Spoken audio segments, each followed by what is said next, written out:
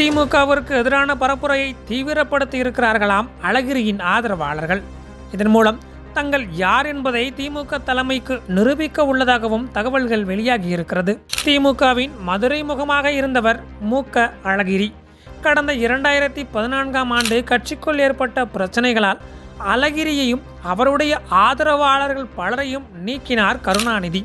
அப்போதிலிருந்து அரசியலில் முழுமையாக ஒதுங்கிவிட்டார் அழகிரி. அதே நேரம் இவருடைய மகன் தயாநிதி அழகிரி உதயநிதி ஸ்டாலினுக்கு போட்டியாக வந்துவிடக்கூடாது என்பதில் உறுதியாக இருந்த ஸ்டாலின் அதற்கேற்றாற்போல் காய் நகர்த்தியதாகவும் சொல்லப்பட்டது.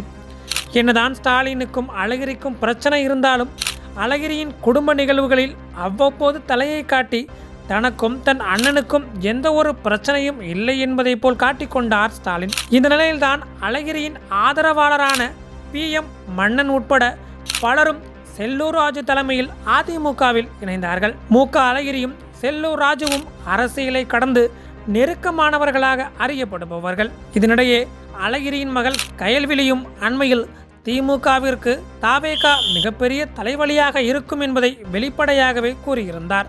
ஸ்டாலின் சித்தப்பாதான் என்னுடைய தந்தையை அரசியலுக்கு வரவிடாமல் செய்துவிட்டார். ராமன் எப்படி வனவாசம் சென்றாரோ அதேபோல் வீட்டிலேயே அவரை இருக்க வைத்து விட்டார் என்றும் குற்றம் சாட்டியிருந்தார். இது தொடர்பாக மதுரை திமுகவினரிடம் விசாரிக்கையில் அழகிரியின் ஆதரவாளர்கள் யாரும் இந்த முறை திமுகவிற்கு வாக்களிக்க தயாராக இல்லை, மாறாக அதிமுகவிற்கு தீவிரமாக வேலை செய்து வருகிறார்கள். இதன் மூலம் அழகிரியின் ஆதரவு இல்லாமல் திமுகவால் மதுரையில் ஒரு தொகுதி கூட வெற்றி பெற முடியாது என்பதை திமுக தலைமைக்கு சொல்ல வேண்டும் என்பதில் உறுதியாக இருப்பதாகவும் சொல்கின்றனர்.